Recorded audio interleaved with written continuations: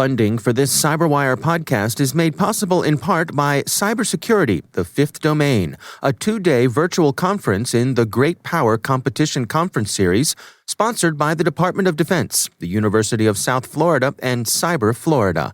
Join elite cybersecurity experts and top officials from the military and federal government on April 15th and 16th for deep dive discussions at the crossroads of cybersecurity and national security. Check out the full agenda and register at go.gpc-conference.org. go.gpc-conference.org.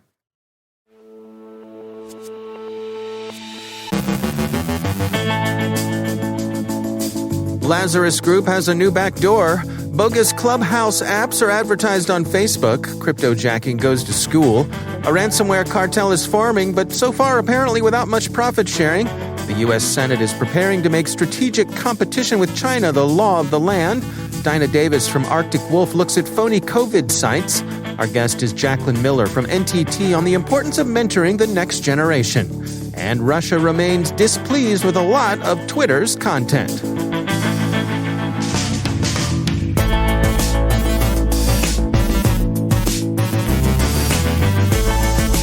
From the CyberWire studios at Data Tribe, I'm Dave Bittner with your CyberWire summary for Friday, April 9th, 2021.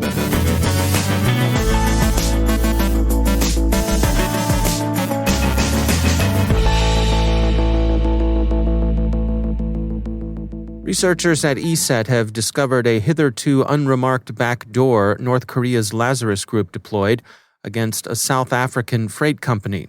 The backdoor, Vivera, has been in use since December of 2018. Its initial compromise vector is still unknown.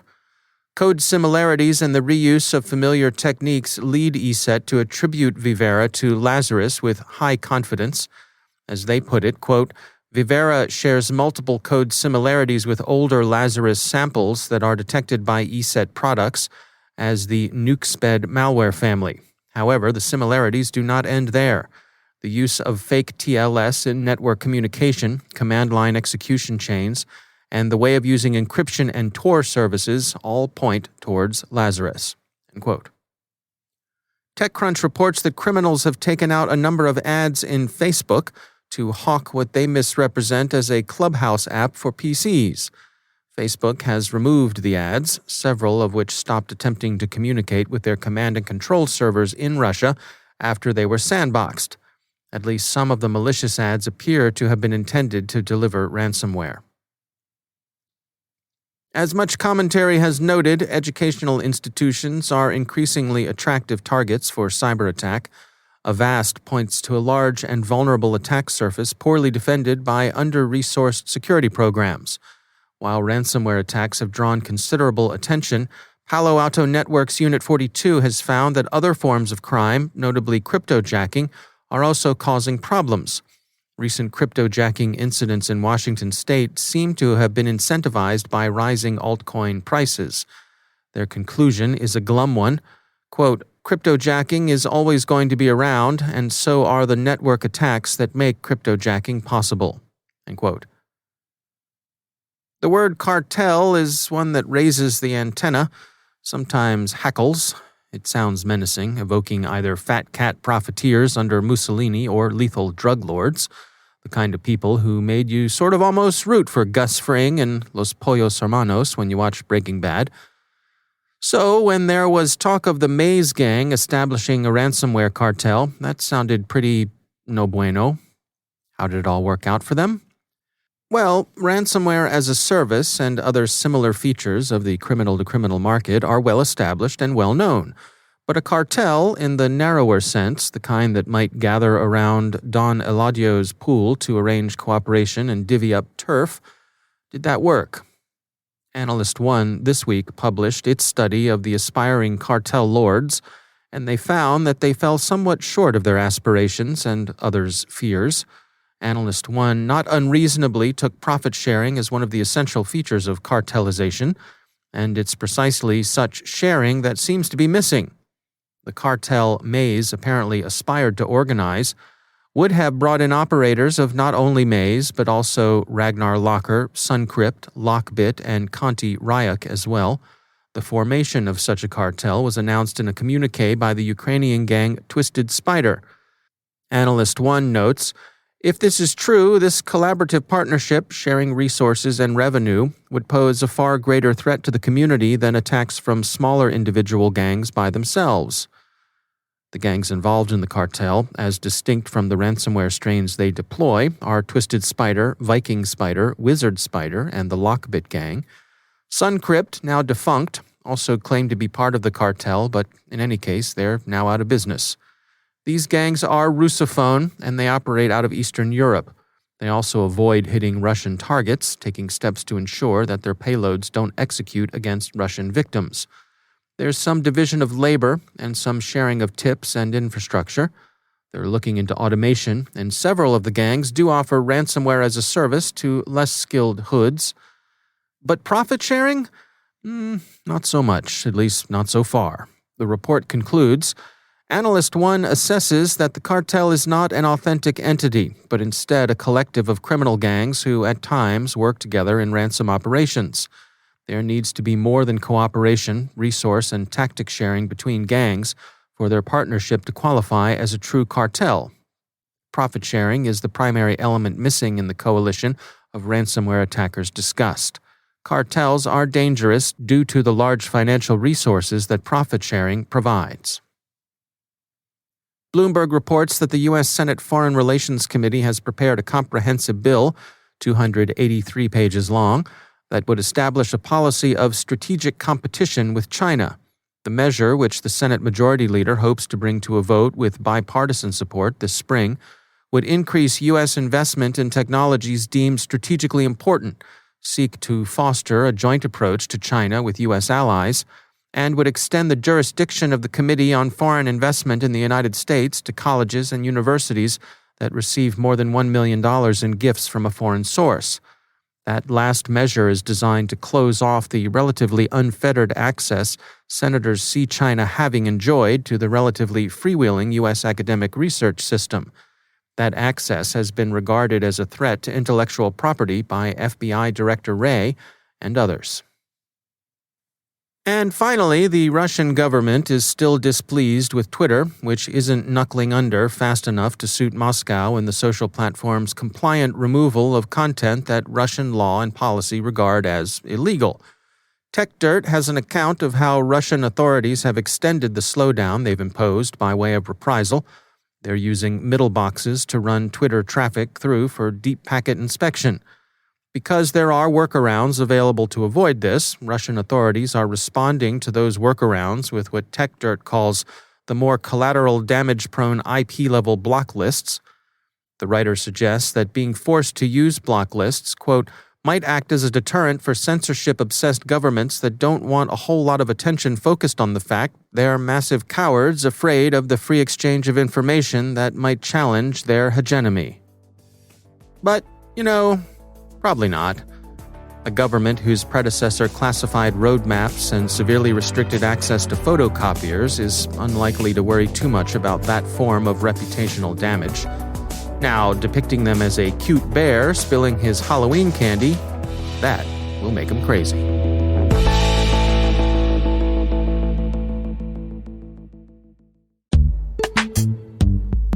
And now, a message from our sponsor, Fortrace. If you've recently been asking yourself questions like, how long do I bake a lasagna? Or, where did I leave my keys? They cannot help you.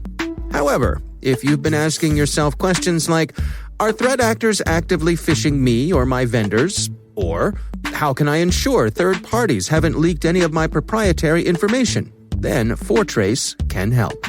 Fortrace implements the same reconnaissance tools and techniques employed by red teams and real cyber adversaries, providing you the most authentic possible view of an organization's digital footprint, showing you only what the bad guys can actually see. Whether you're an organization looking to assess and monitor your third party's digital hygiene, or a managed service provider looking to monitor the external exposure of your clients, Fortrace has the right tool for the job. Visit their website at fortrace.com to learn more about their offerings. That's fortrace.com. And we thank Fortrace for sponsoring our show.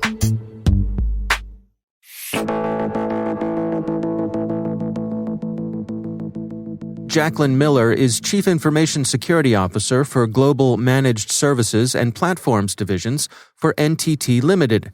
Her day-to-day includes overseeing security and compliance programs, but in addition to that, she spends time mentoring young women, making sure they know there's a place for them in the industry. Here's my conversation with Jacqueline Miller.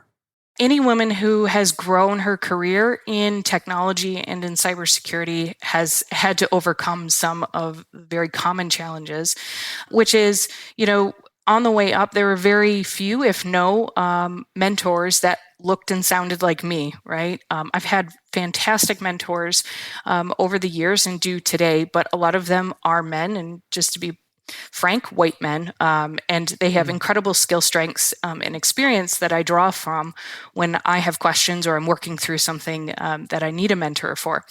But the challenging part is it's lonely. That rise to the top is lonely, and it doesn't have to be that way. So I think, one of the most important things for me, looking back over how I grew, is helping others that are looking to make that journey into leadership in technology and cybersecurity, make sure that they have forums where they can find like-minded women who are going through the same process as themselves, and also women that have been through it. And finding those resources can be challenging, although I will say it is getting considerably easier, and there's just more out there in the world right now, which is fantastic. Well, when you're out and about, mentoring younger women who are considering coming up into the industry, what's your message? What sorts of inspiration do you share with them? So I pull from, my background as much as possible, which is it's more important to get started than it is to know all the things that there is to know about cybersecurity. Certainly, if young women have the opportunity to go through an associate's or a bachelor's program before they enter the workforce, that's fantastic. But only about 50% of women that are in the workforce, and even lower with men, actually have a degree before getting into cybersecurity. And I think that's really interesting. And it's identifies the fact that there are multiple paths into the industry. So when I'm talking with women that are thinking about that, it is to recognize that there are multiple channels in, and not to keep your blinders on and think that there's only one path forward or one way to succeed in terms of developing a career in cybersecurity. There's a lot of really great certification programs that can help women if college is not something that is affordable, or just from a timing perspective is not something that's achievable. And I think cybersecurity benefits from a really diverse background. So having people that come in from very different experiences is incredibly important to making sure that we have full line of sight of the types of threats and scenarios we need to be aware of going into the future. And how do you spread that message from the top down? When getting that word out to the folks who are doing the hiring? Yeah. One thing I can't stress enough, whether it's cybersecurity or any other type of technical field, is making sure that you have a diverse hiring panel. So one of the key indicators in studies, or key success factors in studies that have been done over the last 15 years, is making sure that there's women and other diverse hiring managers, or even just advisors on that hiring panel. It'll help identify resources that don't look so male and don't look so white. We as humans have a natural tendency to be drawn to people that look and sound like us. That's a natural thing, a natural trend that happens. And by diversifying our hiring panel, we're opening ourselves up to having a different conversation and seeing candidates through different lights, which is really hard to do when you're just trying to do all of that, have all of those world experiences yourself. I don't think that any one manager is that well-rounded. It takes a team to make those types of decisions, especially for leadership or middle management, team lead, or senior architecture roles. I highly recommend having more of a panel-style interview. Our thanks to Jacqueline Miller from NTT Limited for joining us. There is a lot more to our interview. Don't forget to go listen to extended versions of this and many other interviews at CyberWire Pro. It's on our website, thecyberwire.com.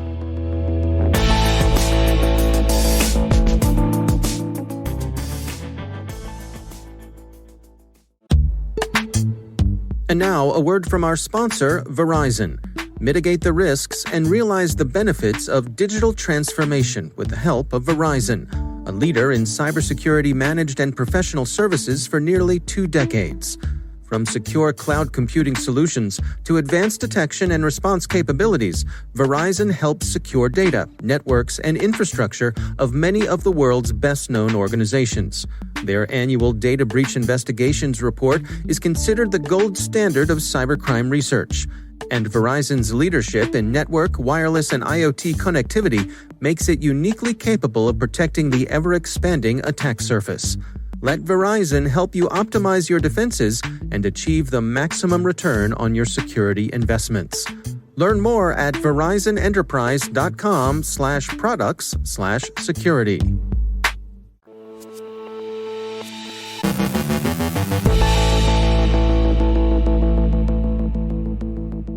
And I am pleased to be joined once again by Dinah Davis. She is the VP of R&D at Arctic Wolf. Dinah, great to have you back. We are being bombarded with information about COVID vaccines as they're being rolled out. And along with that comes folks who are trying to lure us to illegitimate sites. I wanted to check in with you for some tips on how do you know if a vaccine site is the real deal? Yeah, I think this is really important, right? You don't want to be giving out your personal information, maybe your insurance information, or in Canada, like your health card information or things like that, to sites that are not real. So you can actually follow a very similar path that you would for checking out if a website is good to shop on or not. So the first thing you want to do is check for spelling mistakes in the domain name. If it is a statewide vaccine program, you can probably find it off of the state website instead of, clicking a link that you may have gotten in an email, right? I know in Canada, every single province has a link to its vaccine program on their main provincial websites, right? So clicking things that come in an email, probably not a good idea. Obviously, we always say that, but in this case, these types of sites should be easily found on the internet through sites you trust. But what if you can't check that and you're not really sure? Okay, let's take a look. Is the website secure? Is it using HTTPS instead of HTTP? If it's not, I would not trust that at all. Yeah. And then you can use a website. My personal favorite is legitsite.com. That is the actual thing, is legitsite.com.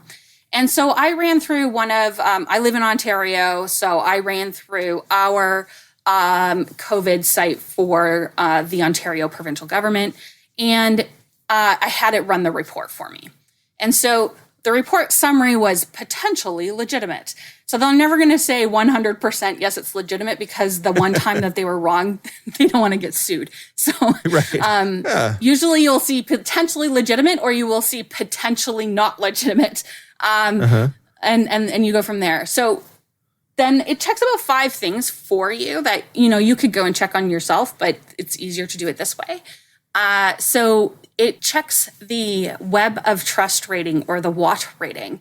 And that WOT rating is crowdsourced and collected website ratings and reviews from over 6 million users. It's like a nonprofit site that runs. And so the rating of that particular website was 93 out of 100, which is obviously quite good, right? But if it has a low WOT rating, or it doesn't even have a low WOT rating, bad, very bad, bad. Yeah. It then checks a number of website blacklist sites.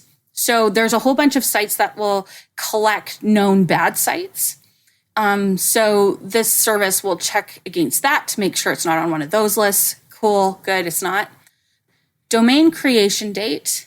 So if it's off of a state site or a local health site, that thing should have been created quite a while ago. So for example, Ontario.ca was created 18 years ago. If it was created in the last 4 months, it doesn't necessarily mean it's completely bad, because it's possible that a vaccine site could have been created then, but it's not a good indicator, because usually it'll be just a page off of a more stable site, right? obviously the HTTPS it checks, and then it also checks the website popularity. So how much traffic does the site get? So if it's legitimate, it should be a lot of traffic. And they use the Alexa traffic ranking. So for Ontario.ca, it's ranked like 5,000th among the world's most busy websites. Any rank below 500K, that's lots. So it's probably a pretty legit site.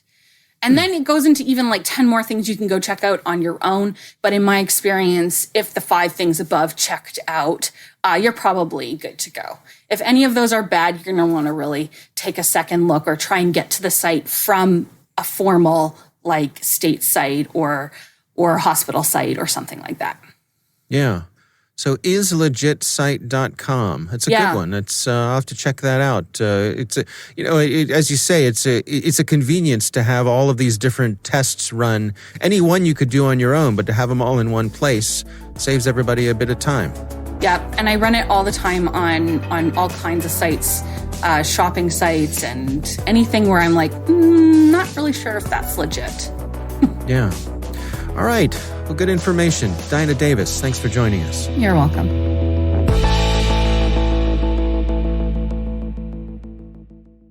Thanks to all of our sponsors for making the CyberWire possible.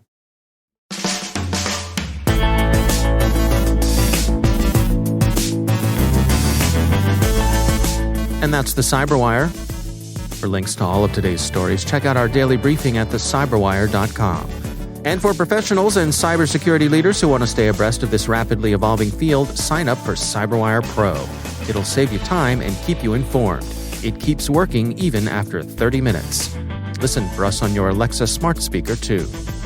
The CyberWire podcast is proudly produced in Maryland out of the startup studios of Data Tribe, where they're co-building the next generation of cybersecurity teams and technologies. Our amazing CyberWire team is Elliot Peltzman, Puru Prakash, Kelsey Bond, Tim Nodar, Joe Kerrigan, Carol Terrio, Ben Yellen, Nick Filecki, Gina Johnson, Bennett Moe, Chris Russell, John Petrick, Jennifer Ivan, Rick Howard, Peter Kilpie, and I'm Dave Bittner. Thanks for listening. We'll see you back here next week.